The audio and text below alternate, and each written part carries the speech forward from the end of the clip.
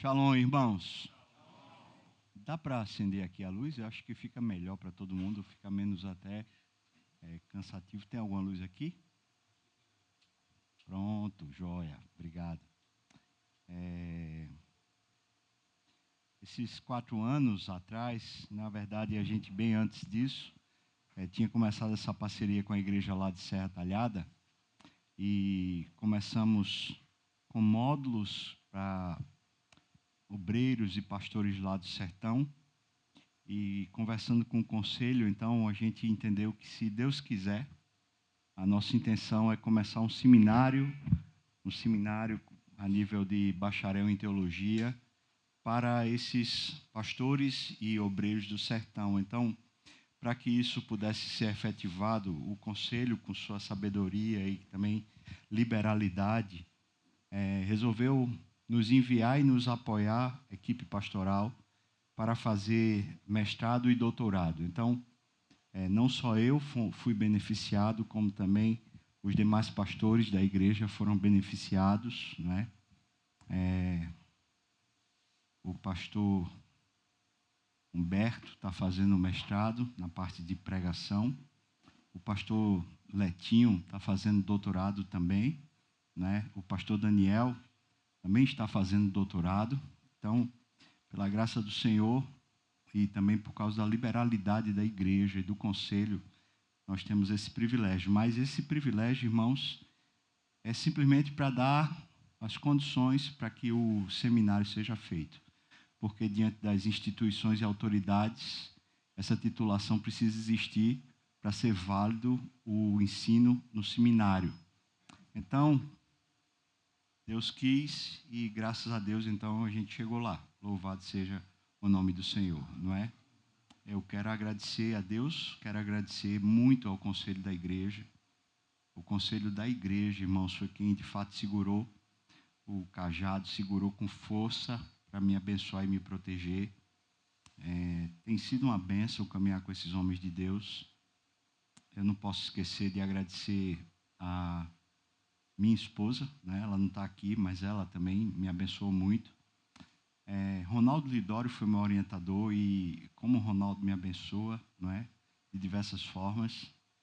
Eu teria que falar ainda de muita gente, mas eu queria destacar aqui ainda pelo menos 2 nomes que são muito importantes nesse processo.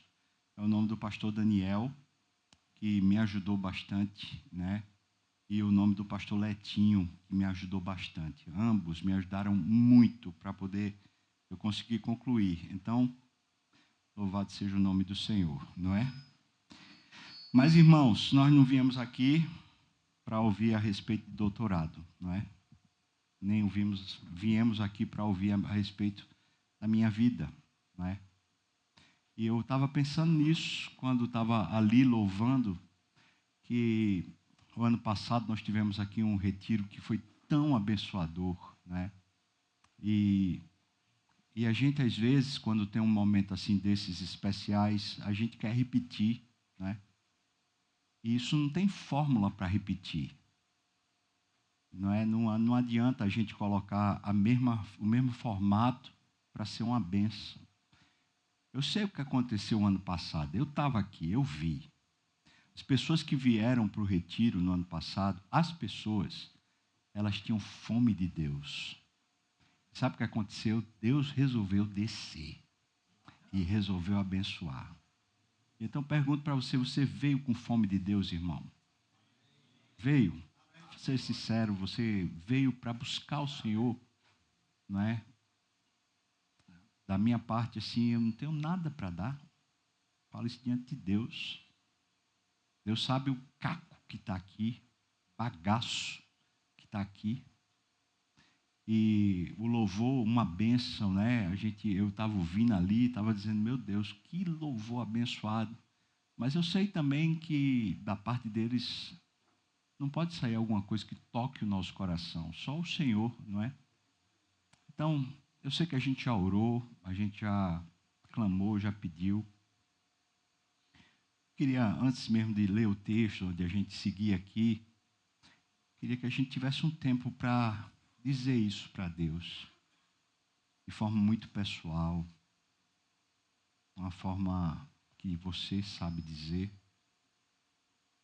a Deus que ama Ele, que Ele é muito bem-vindo nesse lugar, e que se Ele não vier, nem vale a pena estar aqui. Né? Eu queria chamar você, desafiar você a fazer isso agora. Ele habita no meio dos louvores de corações que o querem, que o amam. Ele faz questão de se revelar. Então, queria chamar você para fazer isso aí no seu lugar, do seu jeitinho, né? Você pode fazer.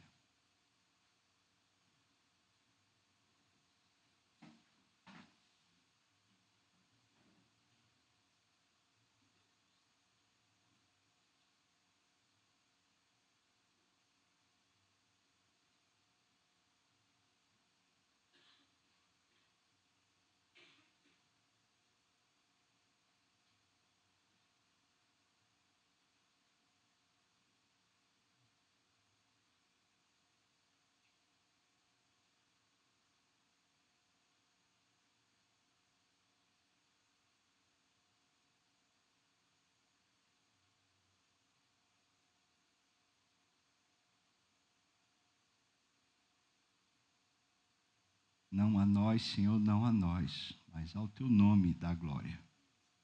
Porque diriam os homens que estão aqui, aonde está nosso Deus? Por que, Senhor? Nós só vamos fazer essa pergunta se o Senhor não se revelar a nós aqui. Nós te amamos, Senhor. Nós te queremos. Nossa fome é do Senhor, nossa sede é do Senhor. Vem, Senhor Deus. Encontra aqui o espaço, encontra aqui o lugar. Eu sei que o Senhor habita no mundo todo, eu sei que o Senhor é onipresente, mas eu também sei que o Senhor se revela de forma muito especial para aqueles que o amam, porque a tua palavra diz que a intimidade do Senhor é para aqueles que o amam, para aqueles que o buscam, aos quais o Senhor dará a conhecer a sua aliança. Nós te adoramos e tememos o teu nome, Senhor. E nós oramos assim no nome de Jesus. Amém, Senhor Deus. Amém. Ok, irmãos, vamos lá. O tema desse retiro é perder para ganhar, né? E eu queria tratar com você em cima de 4 perspectivas que a Bíblia chama a gente para perder. E quando alguém tem a ousadia de perder, coisas novas acontecem de fato e de verdade. Você tem que fazer sempre uma escolha, não é? E você sabe disso, que quando você quis ganhar alguma coisa, você teve que perder outras, né? Então, quando você quis ganhar alguns quilos, você teve que perder o seu corpo bonito. Né? Quando você quer ganhar alguma coisa, você tem que perder outra. Não é? Tem que fazer uma escolha. Então, hoje eu quero começar aqui pensando sobre Deus. O nosso Deus. Ele, para ter uma família, ele perdeu a glória dele. E o exemplo dele é para me tocar profundamente. O exemplo de Deus, ele perde a glória para ganhar filhos, para ganhar uma família, para ganhar uma noiva.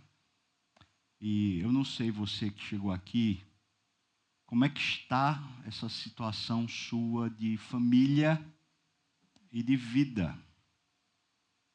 Talvez alguns aqui só são ainda filhos, não tem esposa, não tem filhos, então se encontram nessa condição. Mas eu tenho certeza que a maioria aqui que está nessa condição de ainda não casado, tem desejo de casar, ou tem desejo de ter um progresso nessa área. Você tem que perder alguma coisa para conseguir ter uma família.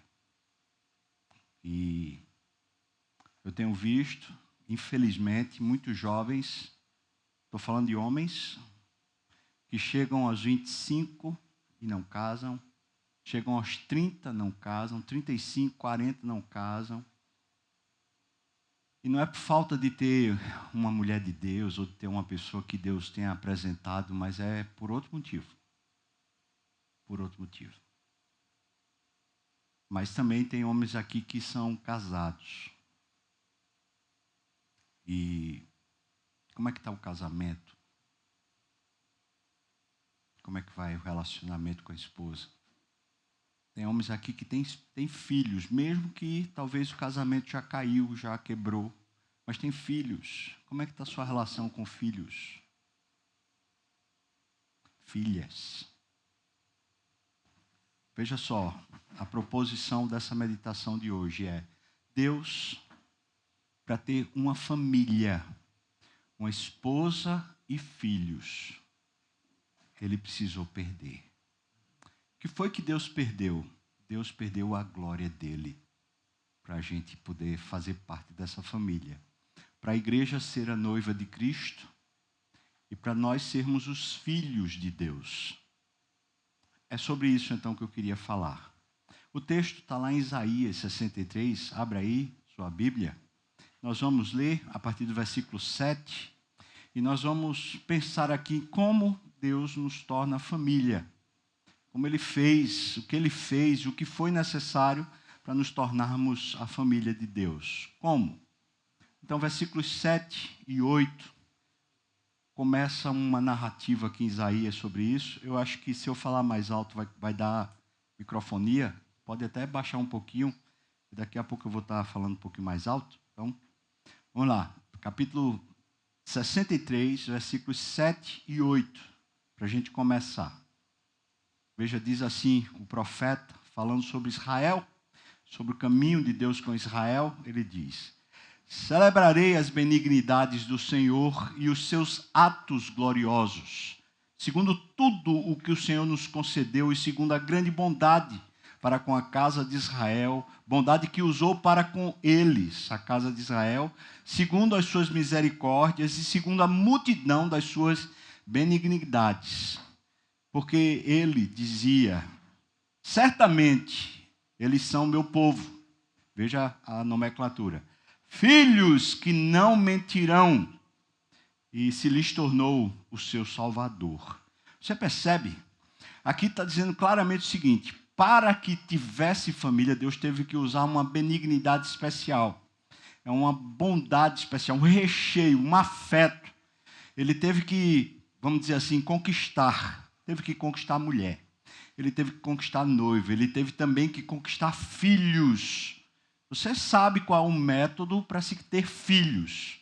Você tem que ter uma mulher, você tem que ter intimidade com essa mulher, para que essa mulher finalmente conceba filhos para você. O que o texto está dizendo no versículo 7 é: eu vou celebrar porque Deus foi bom, Ele resolveu fazer isso, fazer uma família. O versículo 8 diz, Ele dizia, veja, Deus dizia, quando estava planejando a bondade de se relacionar e criar uma família para si. Ele dizia, certamente, esse povo com quem eu vou me relacionar vai ser gente boa. E diz mais, eles não mentirão.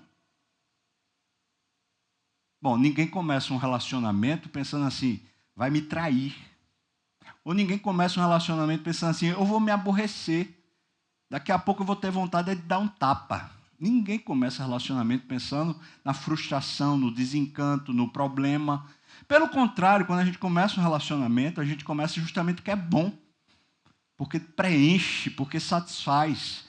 O texto parece apresentar uma expectativa de Deus a respeito do relacionamento que ele teria com o povo, a fim de formar uma família, filhos que não mentiriam. O versículo 7 diz que eram benignidades, atos gloriosos, segundo tudo que o Senhor concedeu, bondade para com a casa de Israel, bondade que usou para com eles. Aí no versículo 7 diz: misericórdia, multidão de benignidade. Ele exagera em dizer assim, para que houvesse esse relacionamento e se criasse uma família dentro de uma expectativa de que eles serão bons comigo, Deus exagerou na bondade. Ele exagerou na sua misericórdia. Ele não deu conta de tanto que ele melou o relacionamento no sentido de botar mel, no sentido de botar doçura, favos, enriquecer o relacionamento para que ele ficasse bem gostoso. ele tinha uma expectativa enquanto ele seduzia a igreja para ser a sua noiva. Ele tinha expectativa enquanto ele fabricava filhos. Essa família vai ser o pipoco. O negócio vai funcionar. A gente vai estar bem. Então vai ser muito bom. Essa parece a expectativa quando alguém está namorando e pensa, eu vou casar. Eu vou casar e eu vou casar porque vai ser bom. Essa mulher que eu amo, a gente se dá bem. E vai rolar coisa boa depois do casamento. E a gente vai ter filhos. E os filhos vão ser uma bênção. Ninguém pensa numa tragédia quando pensa em relacionamento. Mas eu estou aqui com todo tipo de homem. Os que ainda estão na expectativa e os que já se frustraram. Eu estou aqui nos que perseveraram debaixo de trancos e barrancos. E também estou aqui naqueles que foram de alguma maneira acometidos de uma calamidade. Estou aqui com gente de todo tipo. E conheço algumas, se não muitas histórias dos que eu vejo aqui. E eu estou sem óculos de propósito. Porque assim eu vejo menos. Não é? Eu vejo menos.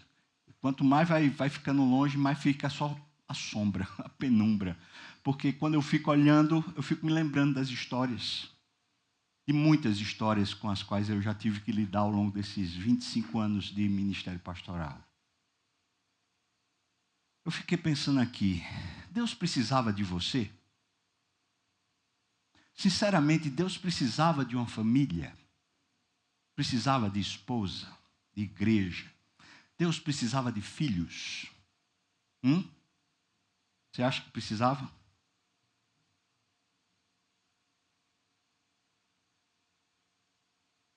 A Bíblia diz que Deus subsiste em 3 pessoas. Pai, Filho e Espírito Santo. Deus é, na sua essência, comunitário. Ele já interage com 3 pessoas. Ele não tem nenhuma falta de ninguém para compartilhar a vida, para dividir as coisas. Nem de afeto, nem de amor, porque ele já faz isso consigo mesmo nas 3 pessoas da Trindade. Eu queria dizer assim, não estava fazendo falta. Não estava fazendo falta. Nem você, nem eu. Nós estávamos sentindo falta, mas ele não precisava, porque não tinha razão para ele ter falta. Mas o texto diz assim, era misericórdia e benignidade que movia o coração dele. Um amor que se movia em duas propostas. Primeiro, eu vou ver a miséria deles. Em palavra misericórdia, é a miséria que está no coração. Eu vou ver a miséria que está no coração deles. E benignidade quer dizer que ele resolveu agir com bondade. Do tipo assim, aquele tipo de bondade que é assim.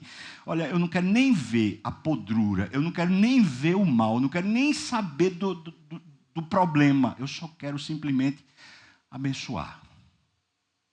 Isso é a bondade, isso é a misericórdia de Deus. Mas ele não precisava. Eu queria que a gente pensasse o seguinte aqui. Para que ele fizesse uma família, como está dito aqui, ele teve que descer muito e se rebaixar muito.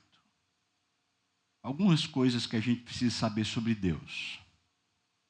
Algumas coisas bíblicas que a gente precisa saber sobre Deus, que são muito poderosas para a gente pensar na sua grandeza. Quanto Deus é grandioso, gracioso. Veja o que diz. A palavra diz que ele é o Senhor. Essa palavra Senhor significa, veja o que é que ela significa. Aquele a quem uma pessoa ou coisas pertencem, sobre a qual ele tem poder de decisão. Deus já é Senhor da sua vida, mesmo antes de você ser da família dele. Então ele não precisava de você para comandar a sua vida.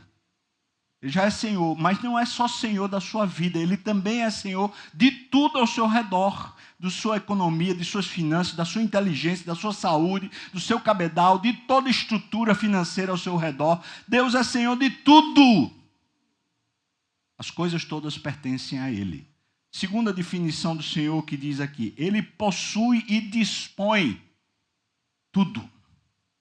Terceira, Ele é proprietário, alguém que tem o controle da pessoa. Ele tem o controle. Ele tem o controle da história. Ele tem um controle do presidente do Brasil, tem o controle do Supremo Tribunal Federal, ele tem o controle do governo em todas as instâncias, ele tem o controle dos ricos, dos pobres, ele tem o controle. Sabe o controle remoto que você tem quando você muda na televisão? Sabe quando você está fazendo as pesquisas na internet, você escolhe quais são lá no Google, qual é o site que você quer acessar? Pois ele tem esse controle. Só bastava Deus pegar e clicar, você parava de respirar aqui e agora, e você não era mais. Porque ele tem controle. Só bastava Deus pensar e seu coração parava e você não era mais, porque ele tem o controle. Ele é o Senhor. Então ele não precisava de você, porque ele é grande. Quarto, a palavra Senhor significa que ele está no estado de soberano, príncipe, chefe, imperador.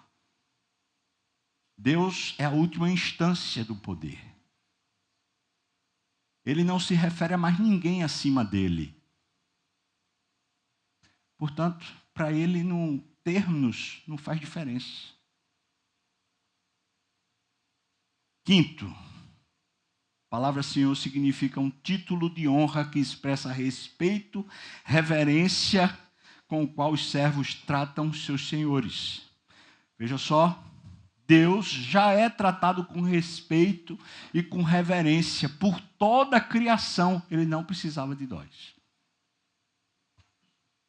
Não precisava. Sexto, essa palavra Senhor, ela só pode ser usada no original para uma única pessoa, Deus. Ela só se refere a Deus. Então Deus é esse, que quando a filosofia tenta definir, fala assim, é o totalmente outro. Por quê? Porque não há como a gente conseguir expressar a sua totalidade. Então ele é o outro, porque é inatingível. Ninguém entende, ninguém chega lá. É o totalmente outro. Esse Senhor também é chamado na Bíblia de Rei. Eu queria que você pensasse sobre isso. O reino de Deus não é uma região geográfica. Não tem limites geográficos, não tem contornos. Segundo, o reino de Deus não é um lugar, mas é um poder. Ele pode tudo. Não há barreira, não há impedimento, não há nada que possa se contrapor a ele, absolutamente nada. Ele é o onipotente Deus. Por isso ele é rei. Ele pode baixar qualquer decreto a qualquer momento. Alguém já perguntou, né, de forma filosófica, dizendo assim, Deus pode, então, fazer uma pedra que seja tão grande que ele não possa levantá-la? Pode. Exatamente, ele pode fazer essa pedra que ele não pode levantar, para que assim que ele fizer a pedra, ele possa levantá-la, porque ele faz e assim ele continua fazendo. Ele é o Deus que tem todo o poder, porque quando alguma coisa parece intransponível, é aí que ele revela que ele é mais do que isso. Então ele não tem limite, ele é o Deus Todo-Poderoso. Ele é rei e o seu reino significa que a presença do poderoso senhorio da pessoa do Rei Jesus está não só aqui na terra, mas está também em todos os astros na amplidão, em toda a criação, e fiquemos abismados. Está também esse controle naquilo que não se vê e naquilo que não se menciona ou não se dimensiona. Em outras palavras, ele é Senhor e Rei, não apenas das coisas visíveis e tangíveis, cognoscíveis, compreensíveis. Deus também é Senhor desse reino espiritual que a gente não vê, e ele é Senhor daquilo que nós chamamos de eternidade, um tempo com o qual nós ainda não lidamos plenamente, nem entendemos plenamente. O que é que significa isso? Que Deus é tão grande, irmãos, e é tão cheio de glória, que ele simplesmente, para se relacionar conosco, para ter uma família, ele precisaria abrir mão de tamanha grandeza. Porque se não abrisse mão, ele não poderia se relacionar com um átomo. Ele não poderia se relacionar em amor e afeto com aquilo que é criação.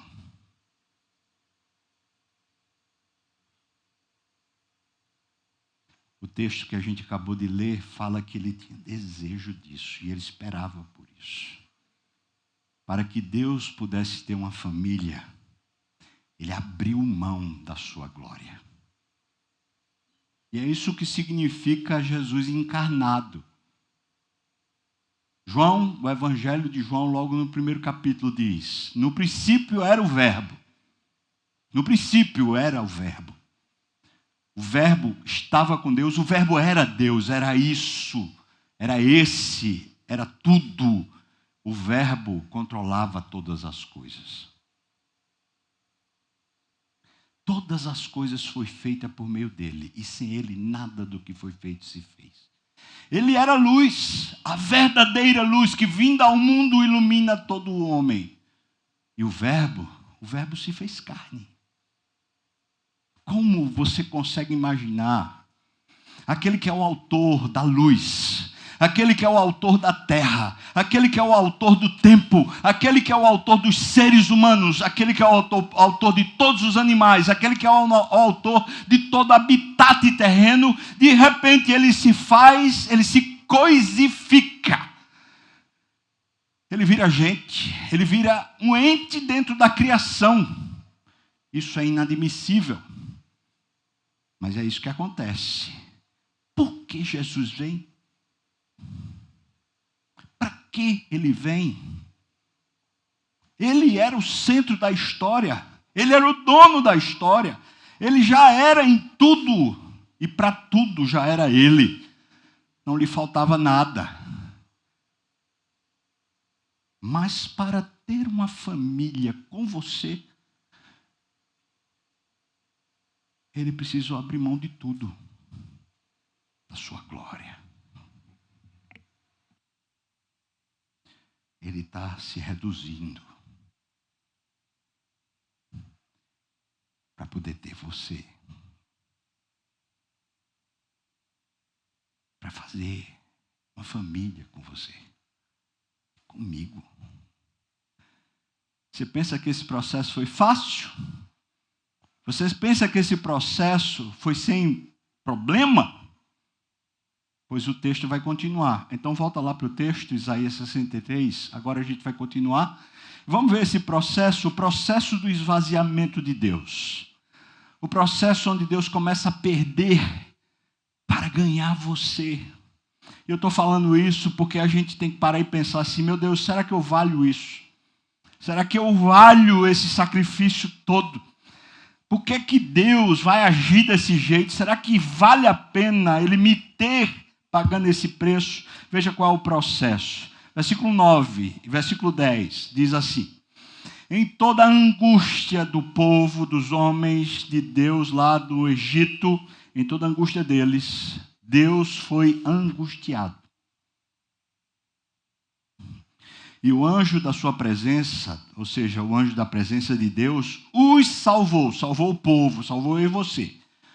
Pelo seu amor e pela sua compaixão, ele, Deus, os remiu, resgatou, pagou um preço de resgate, os tomou e os conduziu todos os dias na antiguidade.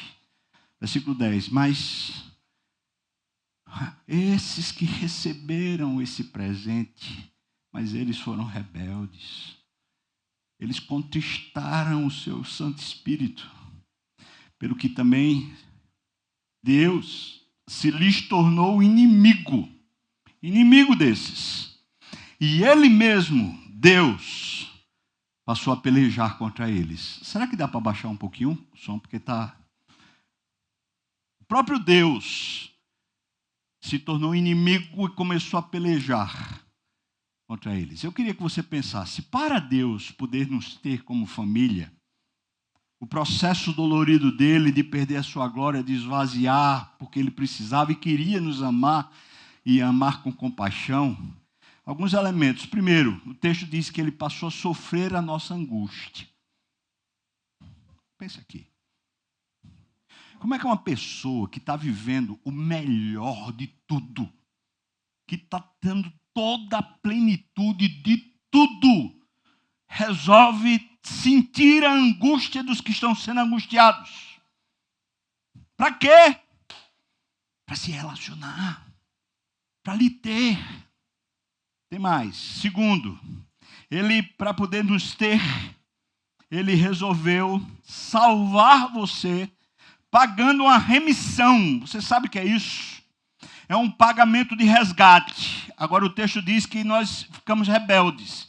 Sabe, vou fazer aqui uma contextualização para explicar isso. Imagine que você tem um filho maloqueiro, safado, uma peste, desobediente, que só lhe dá dor de cabeça.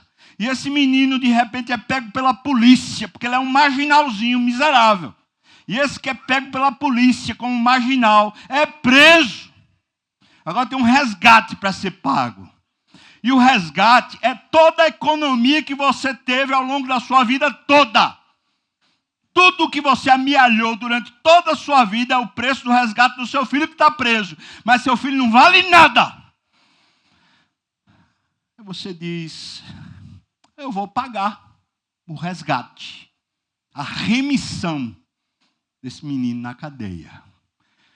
O texto está dizendo que nós éramos filhos rebeldes. Mas para ele ter você na família, então ele pagou o resgate, a remissão. Sabe qual foi o preço da remissão do seu resgate? A vida de Jesus. Era o mais alto preço do universo todo. Nem os céus, nem o céu dos céus, nem toda a riqueza da própria riqueza do reino de Deus, nem todo o poder de Deus poderia valer tanto quanto a vida do próprio Deus na vida do seu filho. Mas para lhe remir, para lhe salvar, o que é que ele faz? Ele vai lá e abre mão, pagando o preço mais alto de todos, tudo o que ele tinha. A própria vida do filho para resgatar, para ter você e eu como amigo, filho, esposa, uma família, para nos ter. Terceiro, para Deus nos abençoar, Ele precisava nos amar com compaixão, e para isso Ele precisava ter paciência. Veja que o texto diz para nós, aí no versículo 9, Ele os remiu e os tomou e os conduziu. Deus precisava ter muita paciência para poder conduzir a gente, para poder caminhar com a gente. Você já caminhou com uma pessoa que o tempo todo fulera com você? Já, irmão? Talvez você caminhou com uma esposa que é uma fuleira. Ou com um filho fuleiro. Ou talvez o fuleiro seja você. E quando a gente tem uma pessoa fuleira, a gente diz assim, 7 horas. A pessoa chega às 7h30 rindo. Aí você fala, estou aqui desde 6h40. A pessoa fala, é mesmo, né? E ó. Aí você diz, miserável. Ou não? Quem é pontual sabe, fica agoniado. Mas o fuleiro dá uma risada.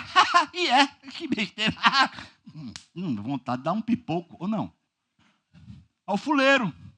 Você sai para comer, aí chega lá o fuleiro, faz assim, ei, esqueci a carteira, você paga, depois eu te pago. Passa 1 mês, 2 meses, 3 meses. Na próxima vez que você sai de novo com ele, ele diz de novo, eita, esqueci a carteira. Quem paga? Por quê? Porque ele é o quê? É o fuleiro.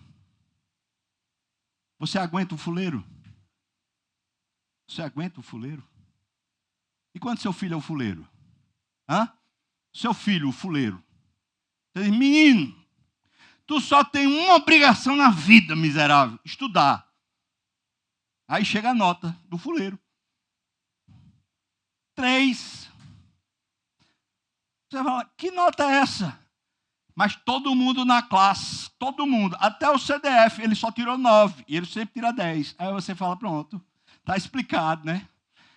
Porque você é um fuleiro, meu filho, amém, irmão? O que é que você faz com fuleiro? Hã?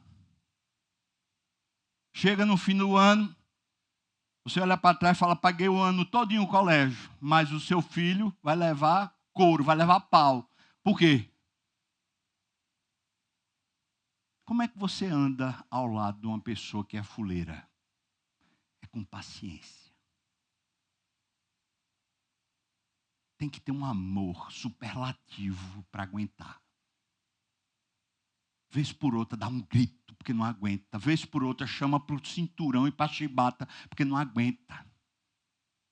Mas vamos lá, bota a carapuça. Quantas vezes você disse para Deus, Senhor Deus, eu te quero. Mas seu amor é como uma neblina. Na hora que o sol começa a esquentar, você, você diz, não, mas eu quero a minha cervejinha, porque ninguém é de ferro. E quando vai para a cervejinha, vai até o talo. Porque é um fuleiro. Começa a brigar com a esposa está precisando de uma atenção, um carinho. Você começa a brigar com a esposa, você desdenha e passa por cima. Sabe por quê? Você conhece o que é isso. Deus olha para você e fala, mas menino, vamos caminhar. Você disse agora, Senhor, agora eu vou servir o Senhor. Mas começa a coxar a agenda. Você não tem mais tempo, amém, irmão? Amém? Você disse, eu vou ler a Bíblia. Mas cadê a leitura? Cadê? É como se fosse um menino que não estuda, está tirando 3 e fica rindo. É porque o CDF tirou 9. Você diz, o outro está lendo a Bíblia, mas eu não tenho tempo. Não tem tempo, é o que você diante de Deus? É o fuleiro ou não é? Para andar conosco, isso não tem exceção. Deus teve que ter muita paciência. E sabe o que é paciência? É quando você tem nobreza, você é melhor do que o outro. E você precisa aturar e esperar que o outro chegue até a sua altura. Você tem que suportar o outro até que o outro consiga chegar no seu nível. Você é pontual, mas o desgraçado sempre é impontual. E você tem que superar e você tem que ajudar o outro a se tornar pontual. Você paga as contas, mas o outro é o fuleiro. Você tem que ajudar o outro a finalmente ser um pagador das contas. Tem que ajudar o seu filho a estudar, até que finalmente ele entenda não a importância de estudar para ser gente, mas estudar porque ele honra a Deus com o estudo. Bom, irmãos, eu não preciso explicar essas coisas. Porque andar com Deus exige de Deus muita paciência. Mas o texto diz que Ele nos conduziu. E continua nos conduzindo. Isso é um processo penoso para Deus. Doído, é sofrido para Deus nos suportar. Quarto, veja o que o texto diz no versículo 10. Veja aí. Mas nós, tá? Os filhos, foram rebeldes e entristeceram o Espírito Santo. Para Deus poder estar conosco, esse processo de esvaziamento é que Ele tem que suportar, sofrer a nossa rebeldia, a decepção e até a nossa inimizade. Você pensa que é fácil para Deus ser uma família com você, para ter você como noiva? Você pensa que é fácil para Deus lhe chamar de filho? Hã? Pensa que é fácil? Deus tem que ser muito homem. Tem que ter realmente, sabe, para poder suportar. Ele teve que perder a glória dele para poder andar conosco. Para poder ter uma família, ele teve que abrir mão do que era mais caro e precioso. Mas eu quero continuar. Estamos ainda no quarto passo do processo. Vamos aí, versículos 11, 12 e 13 agora. Veja o que diz. Então, veja que o versículo 10 diz que aí o Deus se tornou inimigo deles e começou a pelejar contra eles, ou seja, a situação ficou desfavorável, você começou a levar na cabeça, começou a ter problema, aí veio um divórcio, aí veio um problema com filho, com droga, virou homossexual, é crise para todo lado, você está passando pelo perrengue, problema, Deus está pelejando com você, aí nessa hora, versículo 11, então, por causa desse problema, então o povo se lembrou dos dias antigos, quando andava com Deus, os dias lá de Moisés, quando o mar abria, o povo estava saindo do Egito, vencendo os deuses, e aí o povo disse, veja o que eles perguntam, onde está aquele que fez subir o mar, o pastor do seu rebanho? Cadê Deus? Eu estou só levando na cabeça. Já se sentiu assim? Já aconteceu isso com você? Você vai, você vai, sabe, arrastando para o limite. Você vai dizendo assim, não tem nada demais, e vai deixando Deus de lado e vai vivendo sua vidinha. Aí Deus disse, tá bom, você quer viver longe de mim, então vá lá, eu lhe entrego as suas próprias paixões. E você começa a levar na cabeça, pá. Aí você diz, cadê Deus? Vou voltar para a igreja, amém? Agora eu vou ser mais sério, agora eu vou andar no ministério. Não, agora eu vou servir. Deus, eu estou levando na cabeça, agora eu aprendi. Então o povo se lembrou dos dias antigos de Moisés e disse, onde está aquele que fez subir do mar o pastor do seu rebanho? Onde está Deus, o que pôs em nós o seu Espírito Santo? Aqui no caso pôs em Moisés o seu Espírito Santo. Onde é que está aquele que põe o Espírito Santo para guiar o povo? Versículo 12. Aquele, está falando de Deus, o povo está dizendo aonde? Aquele cujo braço glorioso ele fez andar a mão direita de Moisés, que fendeu as águas diante deles, criando para si um nome eterno. Você percebe o que é que o povo está dizendo? Cadê Deus?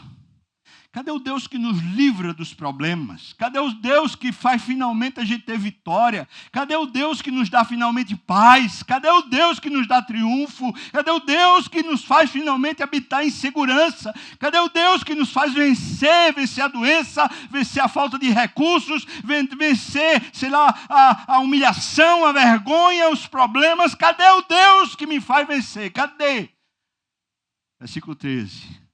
Aquele que os guiou pelos abismos, como cavalo no deserto, de modo que nunca tropeçaram. Cadê ele? Pois é, para Deus nos abençoar, para Deus nos ter como sua família, ele precisou, em quinto lugar, desconsiderar. Isso que me toca muito.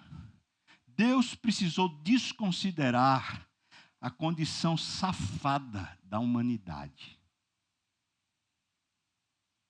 É como se ele tivesse que dizer assim, faz de conta que eu nem vejo. É como se ele tivesse que fazer isso, porque se ele não fizer isso, ele não anda com mais nenhum de nós. Ele teve que desconsiderar a condição safada da humanidade, pois só na desgraça é que nós nos lembramos de Deus. Só na desgraça parece que a gente diz, agora eu vou buscar Deus, agora finalmente eu vou querer Deus.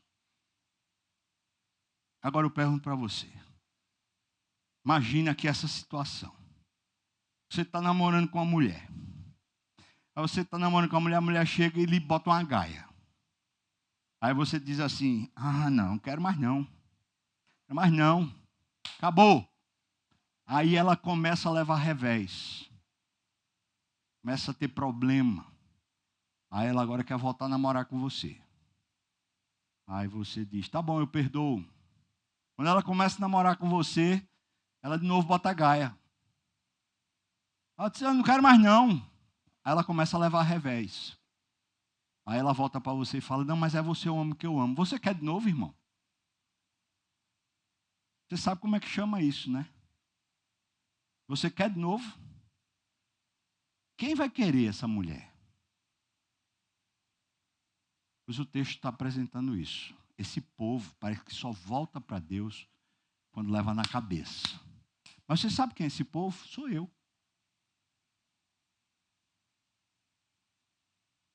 Deus, para me ter na sua família, para eu ser seu filho, ele teve que abrir mão dessa honra dele. É como se ele tivesse de dizer, rapaz, para caminhar com o sábio, tem jeito, caba é difícil. Ou caba nojento, só quando a coisa aperta que ele vai me buscar. Ah, cabra safado. Eu estou falando de você, homem. Você entendeu ou não? Para Deus ter você, ele teve que perder do amor próprio, do valor próprio, para ter você. Versículos 14 a 17 agora. Veja que coisa mais linda esse texto. Você está perguntando, cadê Deus, cadê Deus, cadê Deus? Aí veja o versículo 14, diz, como o animal que desce aos vales. Você sabe quando o animal desce a um vale, né? Ele está buscando sombra. Normalmente no vale tem a sombra. Ele está buscando pasto, se ele é um animal que pasta. Está procurando água. Aquilo que a gente chama de sombra e água fresca. Literalmente. Ele está dizendo, como um animal que desce aos vales, o Espírito do Senhor deu a você descanso. Você começou a buscar a Deus. O Espírito de Deus desceu com você para o vale e disse, eu vou dar a você descanso. Eu vou cuidar de você, meu filho. Meu Deus. Ele teve que abrir mão da glória dele para lhe ter como família. O versículo continua. Assim, dessa forma, guiaste o teu povo para criar para ti mesmo um nome glorioso. Versículo 15. Atenta do céu, Senhor, e olha da tua santa e gloriosa habitação. Onde é que Deus mora, irmão? Aonde? Olha o texto. Onde é que Deus mora? No céu. Mas como é a casa de Deus aí? Santa e gloriosa.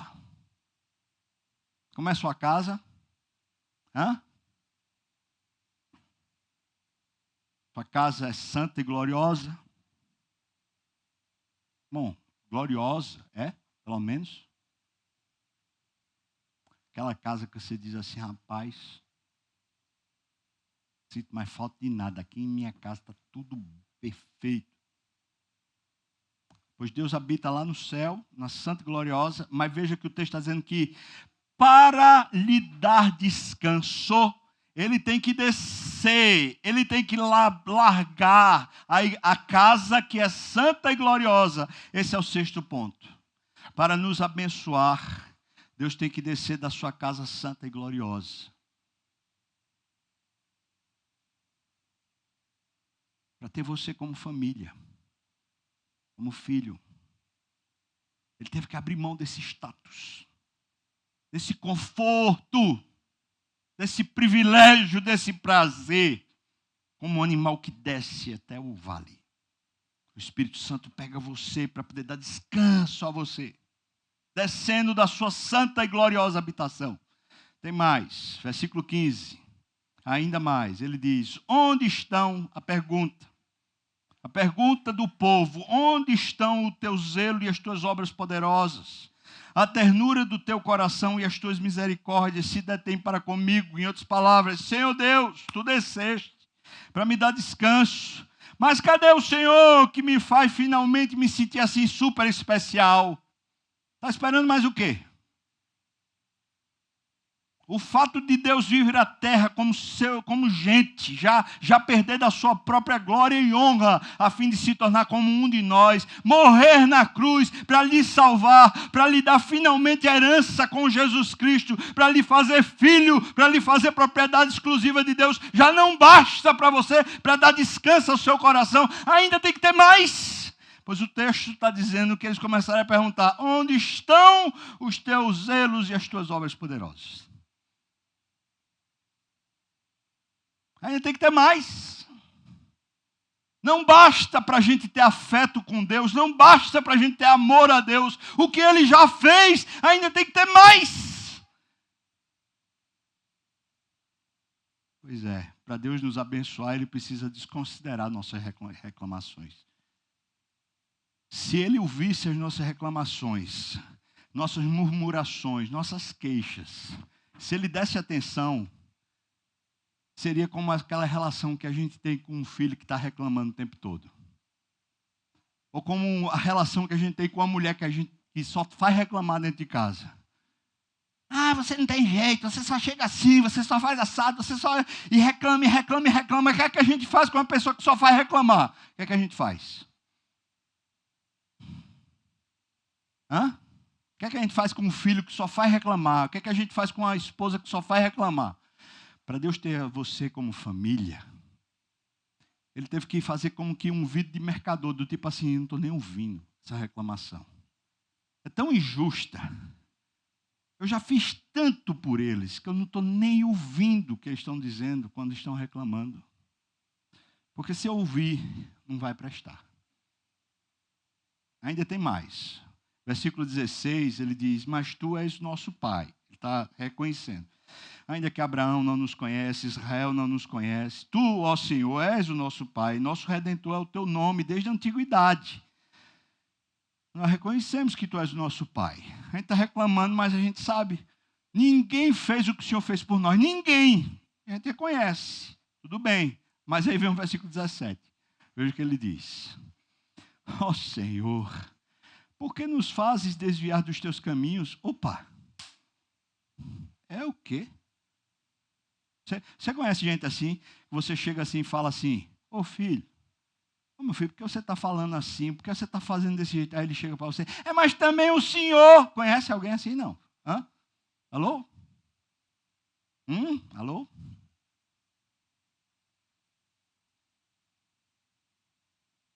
A pessoa, em vez de reconhecer o erro, começa a reclamar com você. Por estar dizendo isso aqui. Tu és o nosso Pai, é verdade, tu és o nosso Pai. Aí ele diz assim, versículo 17: ó Senhor, por que nos fazes desviar dos teus caminhos? É Deus que faz a gente se desviar dele? Alô? Hã? É Deus o culpado da gente se desviar de Deus? Tem mais, ele ainda diz: por que endureces o nosso coração para que te não temamos? Como é que é a história? Você já sofreu esse tipo de injustiça, ser acusado levianamente de uma coisa que você não fez? Hã?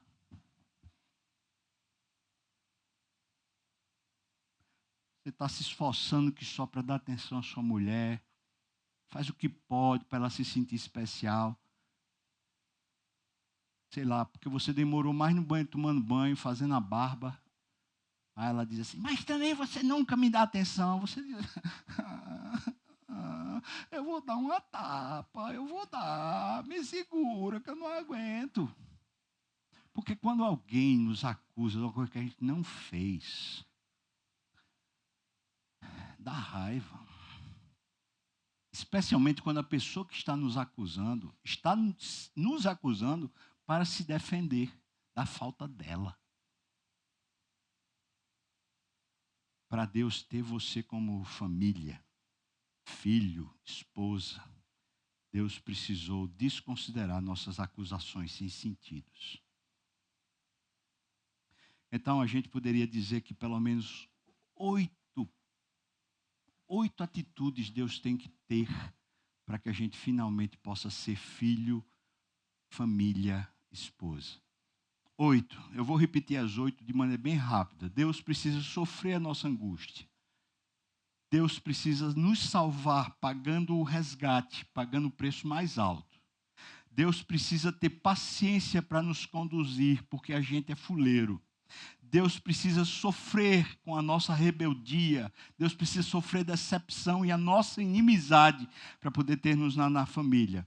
Para Deus ter você na família dele, Deus precisou desconsiderar a condição safada que você vivia. Desse vai para lá e vai para cá, vai para lá e vai para cá. Para poder Deus ter você como filho, para ter você na intimidade dele, Deus precisou descer da sua santa e gloriosa habitação para estar com você. Para Deus ter você como família, para ter você como filho, como esposa, como igreja, Ele precisou desconsiderar as suas reclamações. 8º, para finalmente Ele ter-nos como família, Ele precisou desconsiderar nossas acusações sem sentido.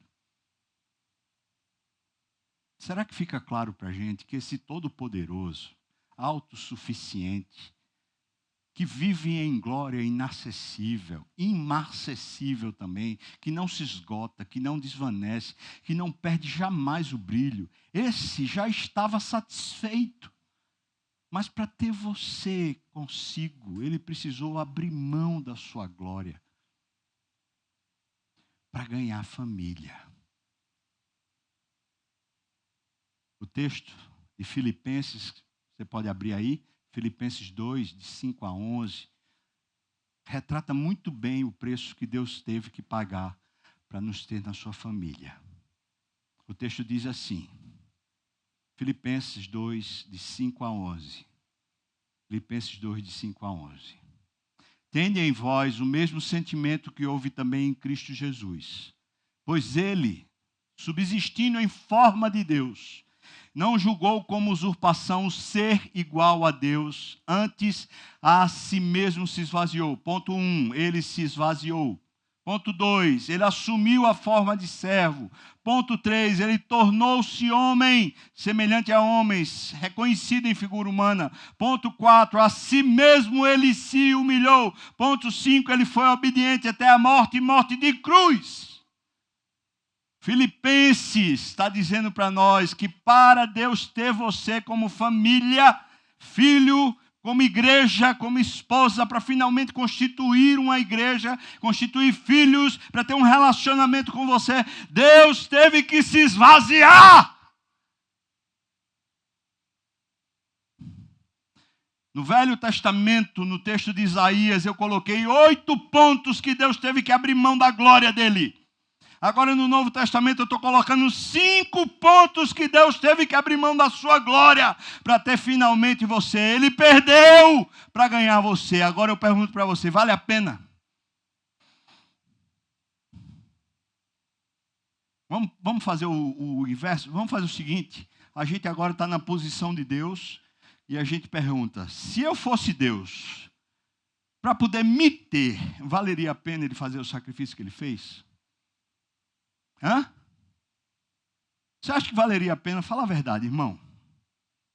Meu Deus, é isso que mais me constrange na minha vida. Que valor é esse que Ele me deu? Por que Deus me deu esse valor? Eu não mereço, mas Ele me deu esse valor. É como se Ele estivesse dizendo, você vale mais do que toda a minha glória. Você para mim é mais precioso. Veja, eu não estou dizendo que ele disse isso, mas é o que se traduz na expressão de todo esse envolvimento. É como se Deus dissesse, você vale mais para mim do que todo o valor da minha glória. Por isso que eu faço escarcéu, eu perco tudo para ter você. Mas eu olho para mim mesmo e falo, eu não valho nada. Eu não valho nada. Eu sou o fuleiro. Eu sou o filho rebelde. Eu sou o que causa angústia em Deus. Eu sou o problema na família. Eu sou a tragédia. Eu sou o esgotamento de Deus. Sou eu que encho a paciência dele. Mas ele olha para mim e diz, para mim você vale tudo. Por quê? É por isso que o texto de Isaías começa dizendo que ele resolveu ter misericórdia e benignidade. Ele resolveu olhar para a sua miséria. E Ele resolveu encher você com bondade que não merece. É esgotante isso, irmãos. Isso aqui é Deus dizendo, eu não vou me cansar. Eu sou Deus, é por isso que eu não me canso. Eu quero você na minha família. Não é de qualquer jeito, não. Eu vou pegar você lá no pó e vou trazer você até a minha altura, até a estatura de varão perfeito. Mas eu vou ter paciência no processo e pegar você e bora. Menino, deixa de ser sem vergonha. Dá umas tapinhas. Você, ai meu Deus, por que o senhor me abandonou? Ele, peraí, vamos, pega, vem. Bondade, misericórdia, bondade, misericórdia, bondade, misericórdia, certamente me seguirão todos os dias da minha vida, até que o Senhor volte. Ele não cansa. Mas o texto de Filipenses 2 faz um desafio para mim e para você. Baseado em Deus perdendo para nos ganhar, Paulo diz: tenha em você o mesmo sentimento.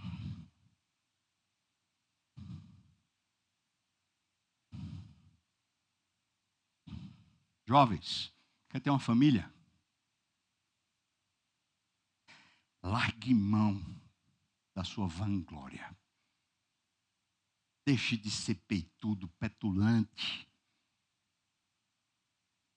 Homem que tem esposa e filho, você que tem uma família direita, ajustada, abra mão desse orgulho, dessa vaidade. Mas ninguém me compreende. Mas peraí, eu preciso de respeito. Preste atenção. Você quer ganhar uma família? Você precisa assumir uma posição que é mais alta, é mais poderosa, é mais nobre. Você tem que dizer: a minha família, meus filhos, minha esposa vai valer mais do que o meu orgulho próprio, do que o meu valor próprio. Eu vou abrir mão a fim de que eles cresçam, de que eles sejam para a glória de Deus. Mas não é só para a família, não. É para os amigos, é para os relacionamentos interpessoais todos. Tende em vós, é em mim. E Deus sabe quanto essa semana em especial, eu precisei disso. Essa semana foi difícil. E não teve nada a ver com o doutorado, foi difícil, porque teve muita coisa para fazer e muita coisa para esgotar emocionalmente. Mas Deus é tão bom que eu vim pregar aqui hoje, ó. E para vir pregar aqui hoje, tinha que preparar. E enquanto eu preparava para pregar, Deus estava só chafurdando na minha lama, dizendo: ó, tu, caba safado, preste atenção como está teu coração, cheio de vanglória, metido. Se esvazie, se humilhe, abra mão do orgulho para você ter finalmente uma família.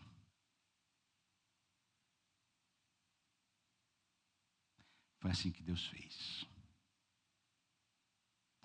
Você não vai encontrar em nenhuma outra divindade e nenhuma outra história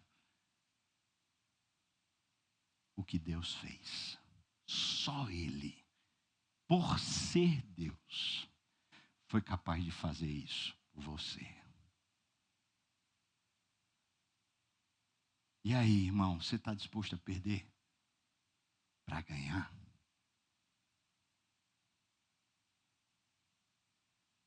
Olhe agora para sua esposa. Olhe para os seus filhos. Olhe para a sua vida de solteiro. Pense o quanto você tem gastado tempo com seus próprios botões, seus próprios orgulhos e vaidade.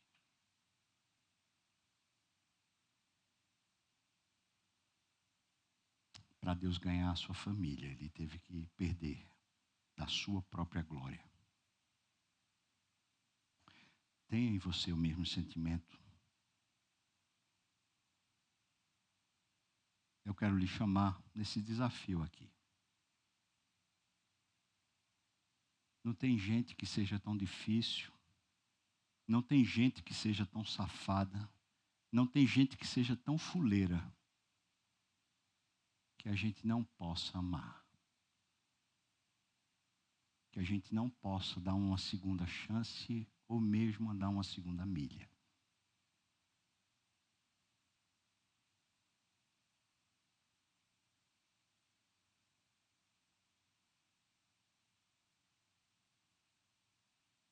Você sabe como você está. Você sabe como chegou aqui. Eu também sei.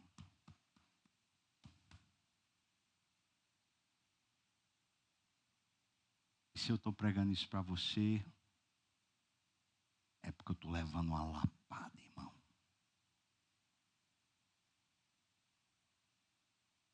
Você quer? No começo do culto a gente disse, quer dizer, pelo menos aqui no momento que a gente começou a pregar, eu falei para você, vamos dizer, Deus, eu quero, Senhor. Você quer? Mesmo. Vamos começar com o pé direito? Bora? Me ajuda a perder, Senhor. Perder meu orgulho. Perder esse ego inflado que eu tenho. Me faz, Senhor, ser humilde. Gente que não olha de cima para baixo, gente que desce, suporta, abençoa, fortalece.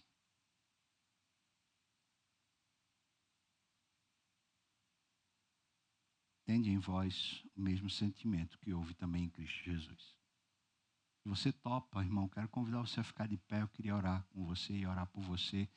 Começar aqui com o pé direito, né? A si mesmo se esvaziou, assumindo a forma de servo, tornando-se em semelhança de homens, a si mesmo se humilhou.